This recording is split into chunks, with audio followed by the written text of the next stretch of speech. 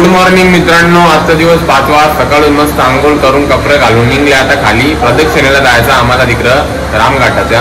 आता बघू कसा विषय आहे त्या खाली जाऊन तुम्हाला भेटता. मित्रांनो ही बघा नेहमीप्रमाणे आपली जेवणाची व्यवस्था चालू आहे. बघू शकता तुम्ही जेवणाची व्यवस्था चालू आहे. कॅटरची ऑर्डर घेतली जाईल. हा सगळी लग्न बिग्नाची बर्थडेची सगळी ऑर्डर घेतली जाईल.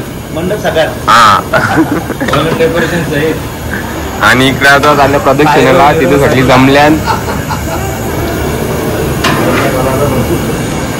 चला आता पुढे कसा विषय बघू. कौन सा पर्वत है? ये कामतगिरी पर्वत है. बोले तो चित्रकूट पर्वत. हाँ कामतगिरी कामतगिरी कामतगिरी कामतगिरी कामतगिरी कामाने कामना गिर माने पहाड़ और अनाथ माने अनाथों के अनाथ कांतानाथ.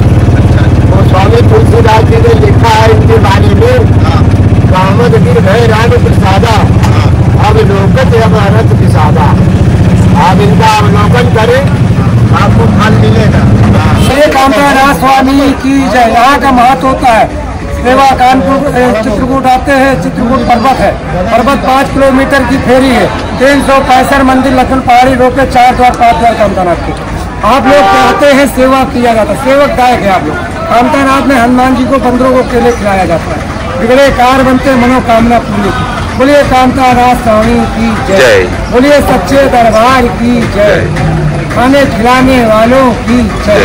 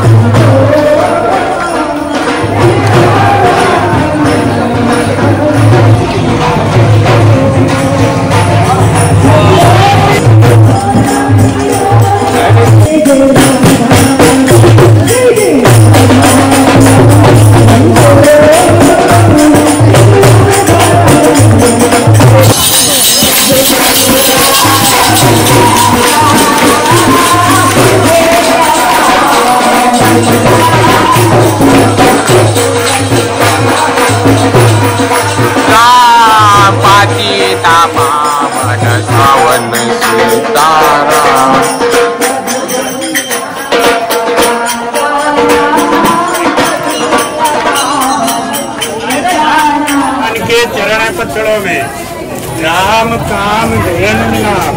तुम्हारे हो कुछ भी चढ़ाओ रुपया 10 रुपया 11 गैस तुम्हारे ना हो तो ये चरण है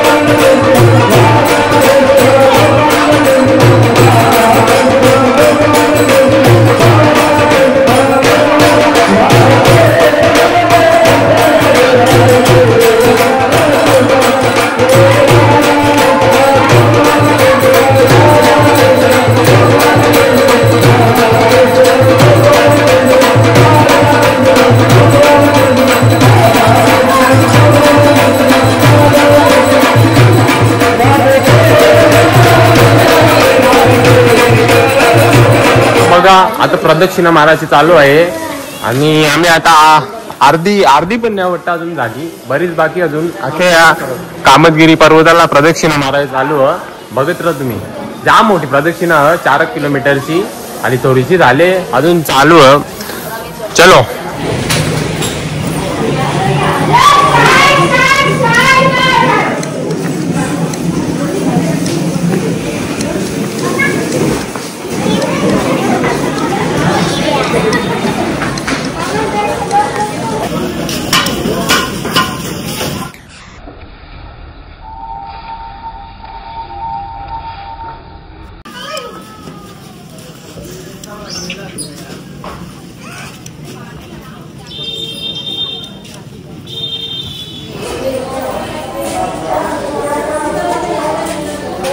मित्रांनो, बघा हे माल घालायची लढते बघा इथं बघा.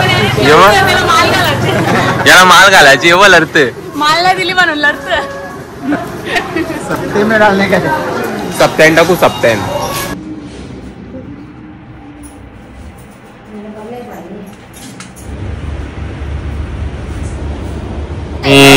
याच्यातच आहोत आणि हे बघा प्रेम किती भारी आहेत, हे बघा जाम भारी आहेत.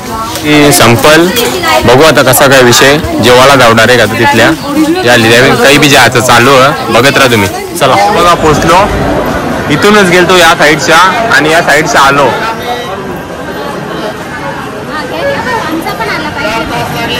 हा सगळी आली. चला चला आता झाली परिक्रमा पूर्ण, आता जाऊ हॉलवर. चला चला आता. मित्रांनो, 100 वाले कपड्यांवर गर्दी झाली. ही बघा 100 वाले कपड्यांवर गर्दी. मित्रांनो या बघा कुठं आल्या, डायरेक्ट वरती बॅगा या करायला. या बघा या 3 बसा पुढच्या आपल्याच आहेत, तिथे बॅगा बांधायला आले मी, कारण परल्यावर कसा लपका नाही झाला पाहिजे. चला बाय बाय चित्रकूट.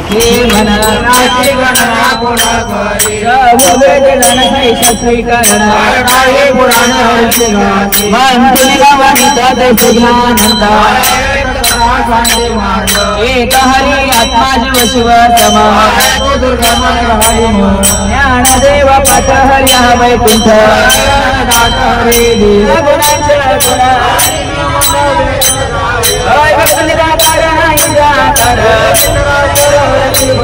ज्ञानदेव धनी रामकृष्ण मनी हरि मुखे मन हरि मुखे मन पुण्याची गणना गुणाकारी